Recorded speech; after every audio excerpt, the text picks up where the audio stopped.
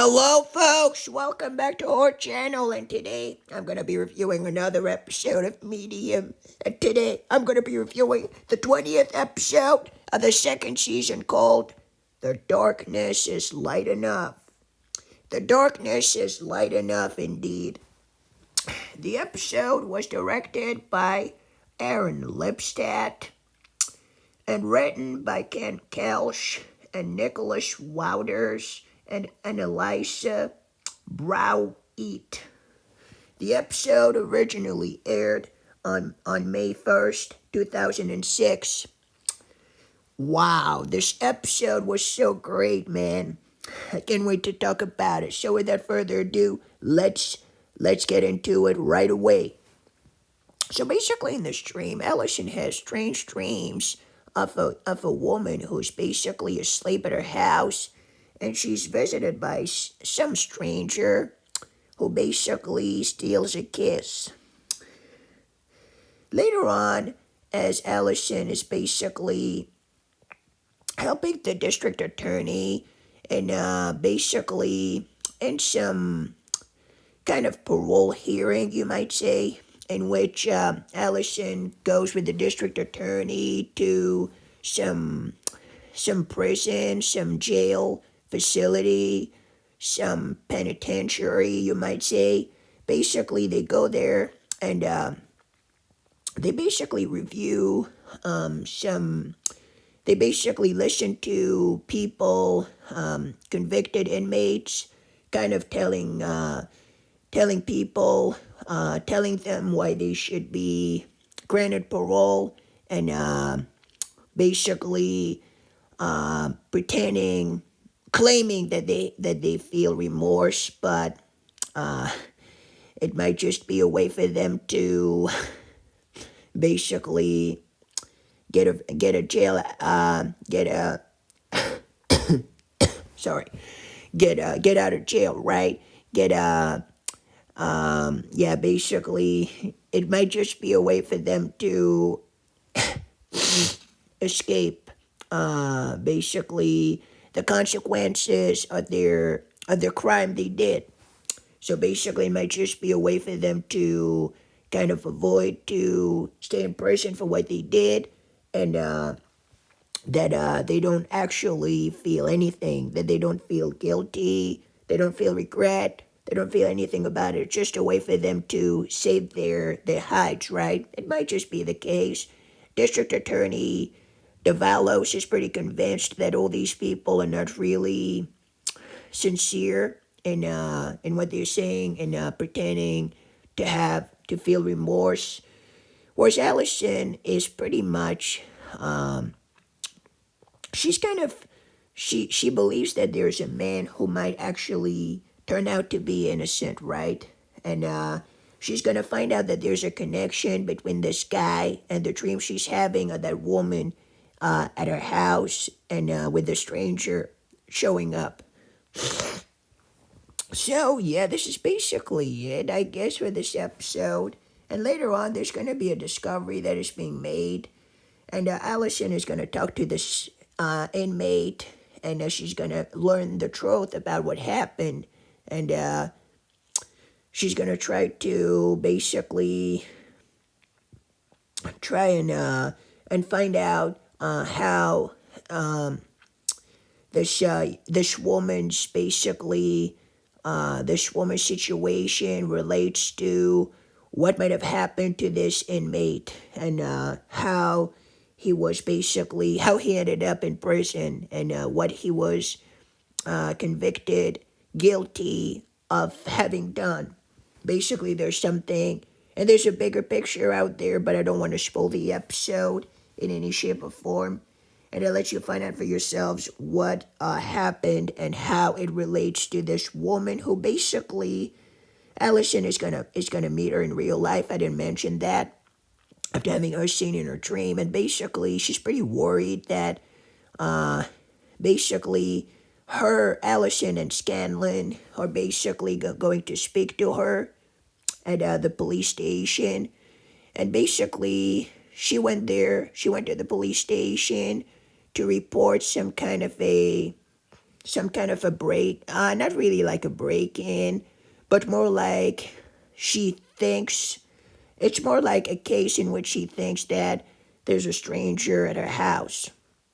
What appears to be some kind of home invasion without a lot of evidence to basically do much about. Not much to do about. There's not much to do about it. But Allison is going to try and convince her friend Lee Scanlon to basically have some kind of a police kind of a police patrol police, like to put her under police surveillance. I believe that's the term. To have some kind of a police patrol car around, and some police officers protecting her. And this is when they're gonna find out the truth about this how the two cases between this woman and the inmate, how these cases make sense, how they're connected. This is how they're gonna find it out. This is how they're gonna find out about it. So, what do I think about this episode? This is basically it, really. Wow, this episode was awesome, man. One of my favorites. Definitely an excellent episode. So, I'm gonna get into it. I'm gonna get to the actors and so on. But this episode was awesome. I loved the plot. I loved everything. Near the end, there's a pretty scary scene. Like when we are nearing the final twist. There's a pretty scary scene. I really loved it. I like the parole hearing part.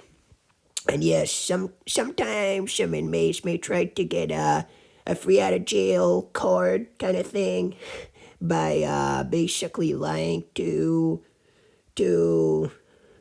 during their parole hearing, pretending to feeling bad about something they did while in fact not feeling anything. I thought that was a pretty good part of this episode. The whole plot with this character, who's basically named Kathleen Walsh, who's our main character in this episode, who's the woman I was telling you about, a redheaded woman. Kathleen Walsh was pretty good as a character. And she's played by Molly Ringwald, who was basically in The Breakfast Club, who's a very great actress. Really liked her in this episode. Then we have Eduardo Ballerini as Sam Elkin. Sam Elkin. Then we have Randy Oglesby as parole board chairperson. Then we have Jameson Yang as Edric.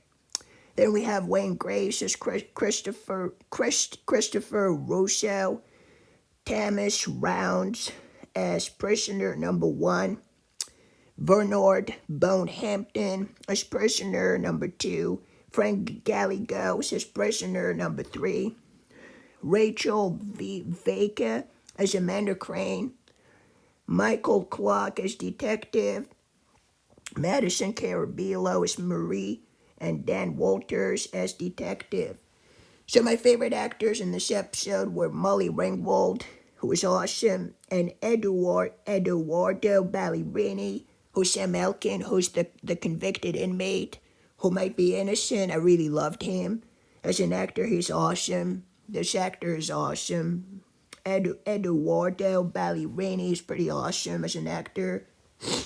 And so yeah, those were the main ones. I also liked Rachel Vega as Amanda Crane, who's related to his case. I'm not going to tell you how because I don't want to spoil the episode. Although I'm not sure it will spoil it too much. So basically, she's his girlfriend. But yeah, that was pretty awesome. And then I didn't tell you about it, but there's a side story in this episode. And basically, Joe, Allison's husband, has to put up with a lot of extra hours for his work. And Edric, who's played by Jameson Yang, is basically gonna speak about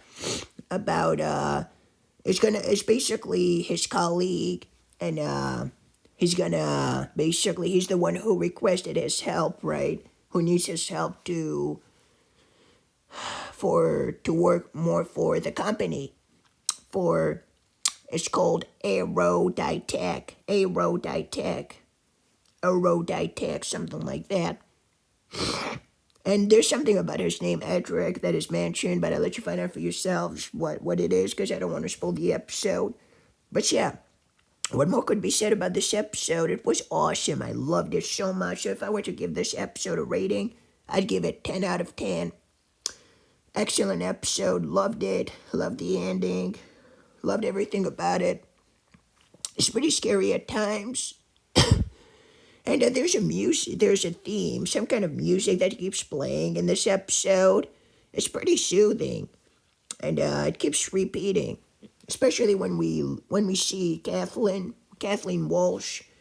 Those of you who have watched it know what I'm talking about. It's so great music. I loved it.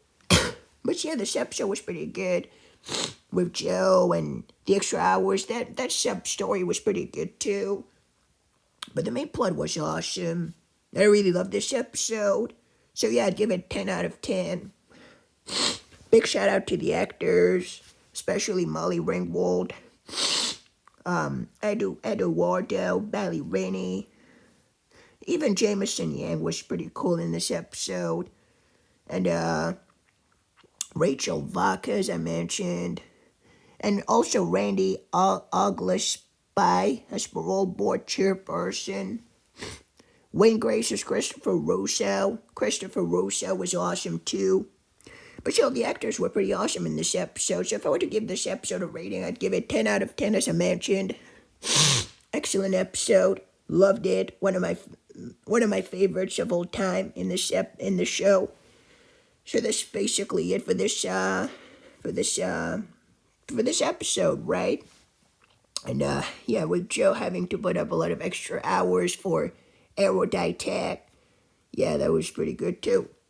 But the main plot was awesome. What about you, folks? What do you think about this episode? Did you like it? Did you hate it? Let me know in the comment section down below. I would really love to hear about what you have to say on it. I'll see you in the next review for another episode. In the meantime, folks, stay safe. Goodbye. Take care. This whole channel for you. Signing off. And like I said, 10 out of 10 for this episode for me. Goodbye. Take care. This whole channel for you. Signing off.